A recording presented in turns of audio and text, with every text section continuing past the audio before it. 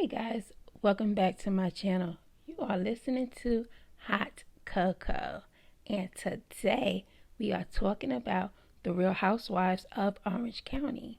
Before we do that, please make sure you like, subscribe to this channel, and leave some comments down below. Please guys, subscribe. I'm at 6 and I've been stuck at 6 for a minute. Can I get a 7? Anywho, let's get started. So the show starts off with Kelly. I don't care for Kelly like that. It's Kelly talking to Emily about Shannon and her place on the show as of right now. Now she don't have Vicky and Tamara, so who she's going to be friends with. So they think that she's acting this way because she has no other options but to be friends with them now that her two friends are gone. They was talking like she was a solo amigo, a sad amigo, just some real petty cattish kind of things. That's basically it for that first part of the show. Then we move on to the next part of the show where we go into Elizabeth's life, where we meet her boyfriend, her mother, and I think that's her brother and her nieces. So I'm assuming that Elizabeth doesn't have any children naturally, and she might be okay with that. She said a comment later on at the birthday party, but other than that, it's pretty basic. She meet a guy at a bar, they become attached. He seems to be Mexican, and I kind of think that he's there for the money, but I don't want to make any judgments yet. But my first little think about him says that maybe he's with Elizabeth for her money. We shall see, but I think she kind of trying too hard. She reminds me of Dana from Beverly Hills, 25,000 glasses. Dana, that's what Elizabeth kind of remind me of now. It's like she's trying too hard because this is her first season. I don't know if we're gonna ever see the real Elizabeth. And then we move on to Bronwyn, and her husband is at dinner. They're talking about her addiction to alcohol, and she's having a hard time dealing with not drinking. Something about 14 days sober and how she's dealing with it. She was a little bit dramatic to me, I think because the cameras are on, and her husband seemed to be an enabler. Like, you could just drink once or twice. You don't have to quit. But if you have a problem or an addiction to something, you need somebody strong who's going to hold you accountable, not beat you up, but hold you accountable. Her husband seemed a little bit too soft in that area. Like, he's letting her know if you drink, you're going to be okay. But she knows if she's drinking, she's going to continue to drink. And hopefully, he'll jump on board, or he's being supportive, but I think he's being supportive in the wrong way. He needs to be supportive in her not drinking. So we'll see about that. And then we move on to Shannon. She have a little business and she's feeling good about herself.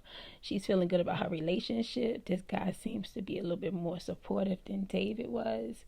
And she's starting this business. I can't tell you what it's about because it's kind of boring, and the whole show is kind of boring. This episode is kind of boring, so it's like I skipped through it, or maybe I looked another way, but I do know that she's happy. So now we got the friends back. Gina and Emily, they back together. They back cool because last season they had a little rocky season, and their friendship was pretty much tested, and now I guess they're coming back together. But what they do is they end up getting drunk. And talking about Bronwyn, even though Emily didn't expose her secret as being an alcoholic, she told Gina a lot of things Bronwyn said behind her back. And then because of the alcohol and the shots they took, Gina got this liquid courage, so that we're going to call her. And surprisingly, Bronwyn was like, yeah, I said it. And what? You want to do something about it? That's the look I got from her. I think she didn't think this was going to show because she had no makeup on. She was in her house. She looking real regular. And she was like, yep, I said it. And she hung up on her. They called her back. She's like, what's this about? She's like, me and you gotta have a conversation anyway. Like, she was about it. I kind of think that she didn't think that was going to air, because that might be the real Bronwyn. Who knows? Because she was about it. Like, she was ready. And come to find out that there were some text messages that her husband sent Gina, and Gina took it the wrong way as inappropriate or flirtatious. We'll see how that storyline goes. So then we go back to Kelly. Boring. I don't know what Kelly's doing, but she's talking to her mom on the phone about her daughter and how the daughter's acting a certain way. She's 13. 13-year-olds, they go through it. From like 13 to maybe 16, girls usually go through it, especially with their mothers. Their mothers are like their number one enemy. I don't know what that's about, but it's like a thing. So she's telling her mother, what she's going through with her daughter. Her daughter doesn't listen to her. But Kelly is like, she's not your typical parent. Like, I think that her daughter knows that her mother is unstable. And her mother needs her as a friend, not as a daughter. And they have that kind of relationship where you cannot all of a sudden want to be her mother when all these years you was being her friend. Telling her these grown-up conversations that you having with grown women. You put her in a position that she don't need you as a mother. Right now, she's like, that's my friend, and she can't tell me what to do. And she's spoiled, and she got a little money, so hey, it is what it is. So now you have Bronwyn and Elizabeth meeting up to buy clothes for, I guess, Emily's daughter's birthday party. And the conversation was kind of weird to me, because not only they talking about the other ladies, which is cool, that's what they do, but the whole thing about bringing up your father who died from alcoholism, it was weird. It was a little bit forced. Like, somebody told Elizabeth to talk about that because they knew that was going to be a trigger for Bronwyn. And it worked. Like, she went home, she went to bed, she was like, I want to drink. But I think that the producers or somebody put a bug in Elizabeth's ear, saying this should be a focal point of your conversation. And you can let the viewers know a little bit about your life.